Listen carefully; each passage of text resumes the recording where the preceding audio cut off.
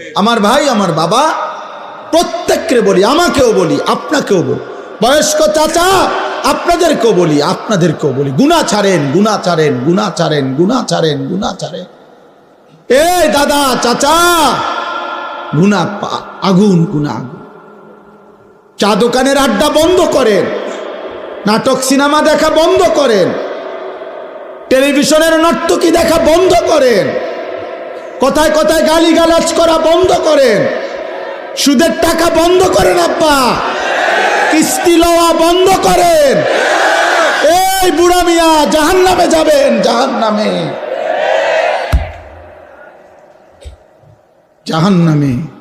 কিস্তি আপনারে জাহান্নামে নেবে, সুদ আপনারে জাহান্নামে নেবে, বিড়ি আপনারে জাহান্নামে নেবে, চা দোকানের টেলিভিশনের আড্ডা, নর্তকীর নাচ দেখা আপনারে নর্তকী নাচতে নাচতে জাহান্নামে ফেলবে, জাহান্নামে। ওয়া ইন্নাল ফুজুরা ইয়াহদি ইলান নার। আল্লাহর নবী বলেন প্রতিটা পাপ তোমাদেরকে জাহান্নামের দিকে নিয়ে যাবে, আগুনের দিকে। কিসের দিকে বলেন না?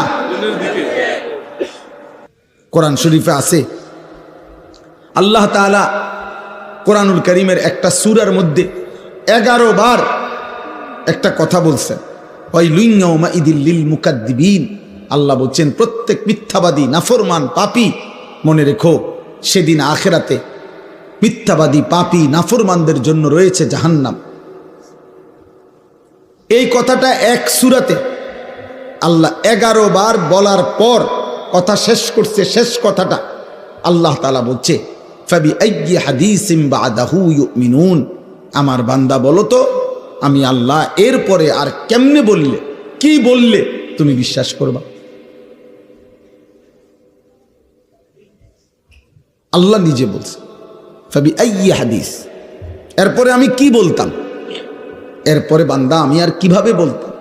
আমি আল্লাহ জাহান্নামের এত বিস্তারিত বর্ণনা কোরআনে দিলাম, জান্নাতের এত বিস্তারিত বর্ণনা কোরআনে দিলাম, আখিরাতের এত বর্ণনা কোরআনে দিলাম, কিয়ামতের এত কথা কোরআনে বললাম, পূর্ববর্তী বহু জাতি ব্যক্তির ঘটনা বলি আমি কোরআনে বর্ণনা করলাম যে আমার অনুগত হলে কি হয়, আমার অবাধ্য হলে কি হয়।